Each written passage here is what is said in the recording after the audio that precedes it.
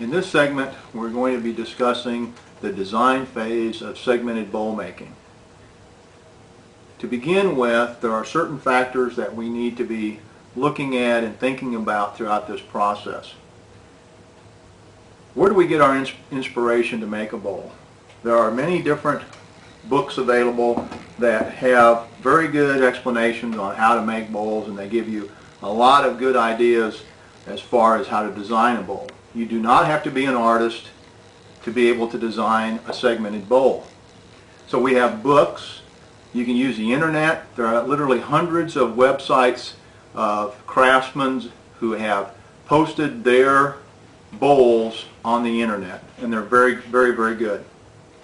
The other thing we can look to is art, and especially Southwest pottery.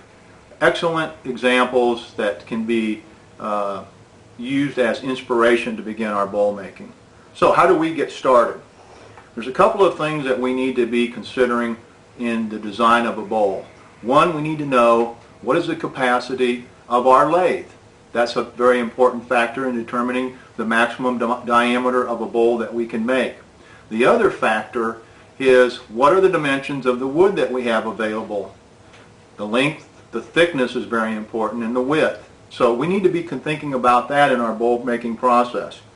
Then we have to think about how do we assemble the bowl, how are we going to make the bowl and assemble it. We have basically, there are two ways of making segmented bowls. One is taking and cutting a decorative ring and stacking those decorative rings on top of each other, similar to laying out bricks that are glued. You glue them together, and then you'll make a course, and then you do another course and another course until you develop the height that you want of your bowl. The other method is using stave assembly. So we're making like a barrel staves, and these staves are cut on the table saw, and it's a compound angle, and we then assemble these staves to form a body like so, a bowl body that can be then turned.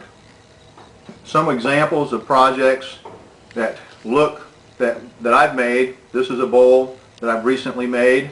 So we use as inspiration others around us that have made bowls and use them as a source so that you can start your bowl making process.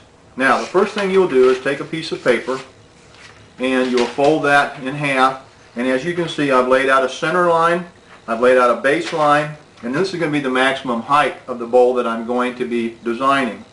Then at that point, you need to determine your major diameter and then your secondary diameter.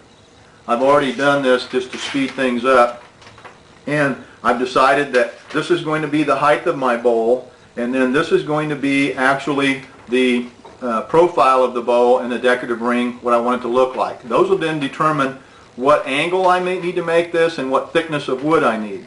I'll then fold this in half and then cut it out. Now, I did use this layout. I used the French curve to help get those angles for me, or not the angles, but that profile. Then after that's folded in half, you then take, as it's folded in half, you'll take a pair of scissors and you will cut it out, and that will give you an idea of the shape of the bowl.